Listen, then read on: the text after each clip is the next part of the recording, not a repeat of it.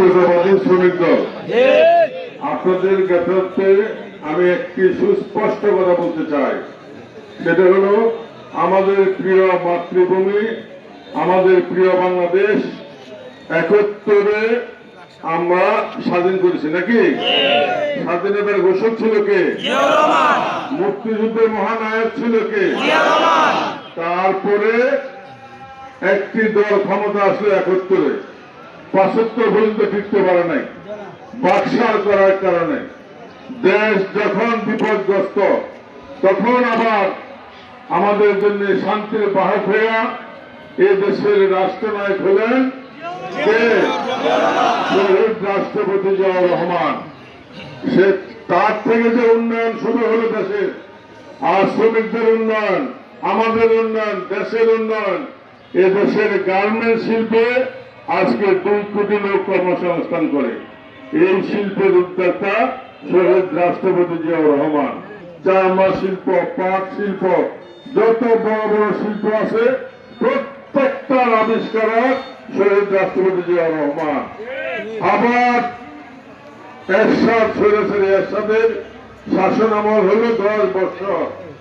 ৯০ গণ-অভ্যুত্থানে দেশ যখন রসাতলে যাচ্ছে, এই আন্দোলন সংগ্রাম করে আমাদের প্রিয় নেত্রী, আমাদের মা, গণতন্ত্রের অগ্রদূত, ৩বারের প্রধানমন্ত্রী, আপসের নেত্রী, দেশ নেত্রী বেগম খালেদা জিয়া ৯১ সালের নির্বাচনে নির্বাচিত হইয়া আমাদের দেশটাকে বিপদ থেকে উদ্ধার করেছেন।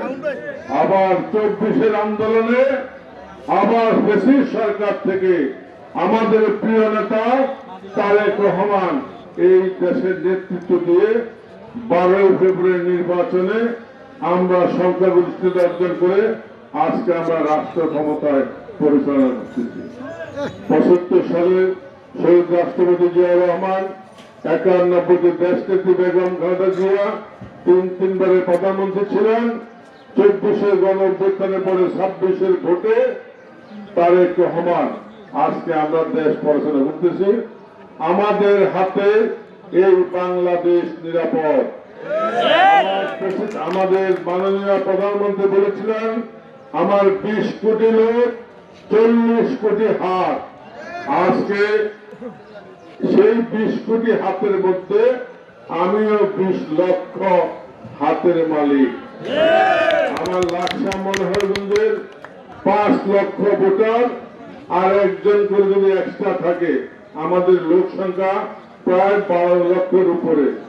এই ২৪ লক্ষ হাত যদি আমরা লাকসাম মনোহরগঞ্জের উন্নয়নে বুলিয়ে দিই, তাহলে কি কোনো চাঁদাবাজ থাকবে? বাইরে আমার আজকে কয় তারিখ? ১ মে থেকে আমাদেরকে কালকে রাত্রে ১০টায় সংসদ ভাঙছে, ১২টার সময় রওনা দিয়েছি, ৫টায় এসে পৌঁছছি। নির্দেশনা কি জানেন? চিরুনি অভিযান। আমরা যারা এমপি আছি, যারা মন্ত্রী আছেন, সবাই যার যার এলাকায় সন্ত্রাস, চাঁদাবাজ, মাদক, জুয়া, অনলাইন অফলাইনের জুয়া সব খুদা হাফেজ করে দেবেন আপনারা। যদি শ্রমিকদের সম্মান অক্ষুণ্ণ থাকবে, তারা জুয়া খেলে, তারা নেশা করে, তারা চাঁদাবাজ, আপনারা তো জানেন না? আপনাদের যদি ভয় থাকে আপনারা আমার হোয়াটসঅ্যাপে পাঠাবেন। আমার নাম্বার তো সবার কাছে আছে। আমাদের আর নলে ভাই আমার চাকরি থাকবো না। আমার লাকসাম যদি জুয়া চলে, মাদক চলে, আর আমি তো সেখানে প্রমিস করে আসছি, ওয়াদা করে আসছি, আমি কথা দিলাম আমার লাকসাম মনোযোগ থাকবে না। এটা কি আমার পক্ষে সম্ভব? আপনারা আজকে শ্রমিক সমাবেশের এই শ্রমিকরা আমাকে সহযোগিতা করবেন। আপনাদেরকে নিয়ে আমি লাকসাম মনোযোগ এই মাদক, চাঁদাবাজ, সন্ত্রাস আমি দূর করব। আর যারা আমরা বাজারে শ্রমিক ভাই যারা আছেন, আমি আপনাদেরকে আজকে পুরস্কার দিব, আবার কিছু নির্দেশনা দেব। নির্দেশনা হলো এই দৌলতগঞ্জের বাজারে যারা শ্রমিক আছেন, বিভিন্ন পেশায় নিয়োজিত, রাস্তাঘাটের যানজট সরানোর দায়িত্ব আপনাদের। রাস্তাঘাট যখন চলাচল বিঘ্ন থাকবে না, বিঘ্ন ঘটবে তখন আপনার আমার ব্যবসা বাণিজ্য ক্ষতি হবে। তাহলে এই দায়িত্বটা আমাদের ট্রাফিক পুলিশের পাশাপাশি আপনাদেরকে দিলাম। তাই যেটা হলো দায়িত্ব দিলাম। পুরস্কার কি দেব? পুরস্কার আজকে শ্রমিক দিবস না, তাহলে শ্রমিক তো কিছু চায়। আমাদের এই বাজারে যারা হয়েছে না, কেউ কিন্তু আমি বলে দিচ্ছি আমার স্পষ্ট ঘোষণা, আমরা আমার দেশ, আমরা গরিব না। গরিব হলো যারা ব্যবসা বাণিজ্য করে দৌলতগঞ্জ বাজারে, ফুটপাতে, হকারে, সিএনজি, রিক্সা ড্রাইভার, ছোট ছোট দোকানদার আছে না, এখানে ভাই চাঁদাবাজি চলবে না। কোন নাম দিয়া, কোন শর্ত দিয়া কোন ধরনের চাঁদাবাজি চলবে না। 1 নম্বর। 2 নম্বর, আমরা এই যে পয়লা বৈশাখের যে ইজারা হয়েছে, পয়লা বৈশাখের আগে প্রিয় ব্যবসায়ী ভাইরা যেই হারে আপনারা সরকারি ইজারা টাকা দিতেন না, সিএনজি দিতে 10 টাকা, ওয়াট করে গেছে 20 টাকা। বাপের দিনে আবদার, হ্যাঁ ওইটা কি বাপের দিনে আবদার নাকি? তোর ইঞ্জিনে আনতে কইছে কেটা বেটা? তুই আনলি কেন? না আনলে তো আমার শ্রমিকরা বিনা পয়সা চালাইতো।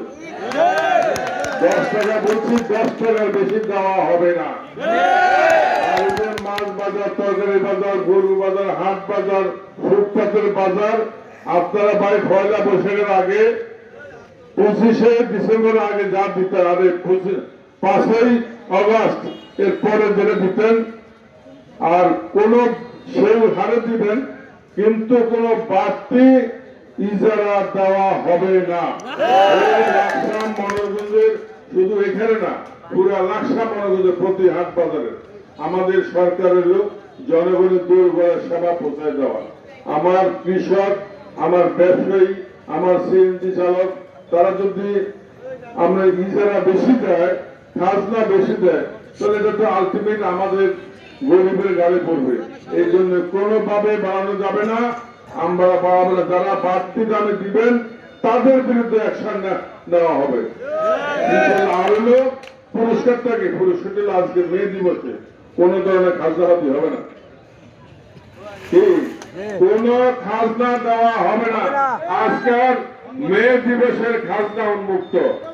সিএনজি হাট যদি আজকে নিয়ে যায়, ক্যালকাতা দিয়ে না যে ভাই এমপি সাহেব বলছে আমাদের শ্রমিক দিবসের উপলক্ষে সারা বাজারে যেখানে যেখানে খাজনা ওঠায় একদিনের খাজনা মওকুফ।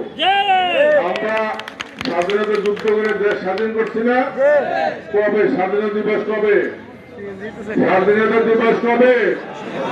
26শে মার্চে কোনো খাজনা নাই, 16 ডিসেম্বর কোনো খাজনা নাই, 21শে ফেব্রুয়ারি ভাষা দিবস, শোক দিবস দিতে হবে।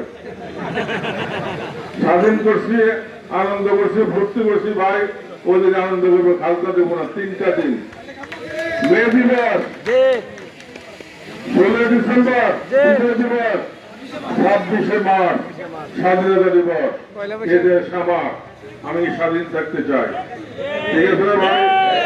আগে ভাই ঘুমাইতে মানে শুনে ঘুমাই যাবে ভাই। আমি এই যে সুখ, এটা আল্লাহ তরফ থেকে আসছে, আপনারা দয়া করে এটা বজায় রাখেন। কোনোভাবে কোনো অন্যায় অত্যাচার করবেন না। লাকসাম মন্ডলের যত উন্নয়ন আছে সকল উন্নয়ন ধৈর্য ধারণ করবেন, একটা পর একটা করে থাকবেন। খাল কাটা কিন্তু বাংলাদেশের তারেক রহমান কাছে এক দেশে, আর লাকসাম কাছে আবুল কালাম, সমান তালে চলতেছে। উন্নয়ন আপনারা পাবেন ইনশাআল্লাহ, কিন্তু ধৈর্য ধারণ করতে হবে। সবাইকে আবার মে দিবসের শুভেচ্ছা জানিয়ে আমি আমার বক্তব্য এখানে শেষ করছি। সবাই ভালো থাকবেন। বাংলাদেশ জিন্দাবাদ। আমাদের প্রিয় নেতা, আমাদের মাননীয় প্রধানমন্ত্রী জনাব তারেক রহমান জিন্দাবাদ।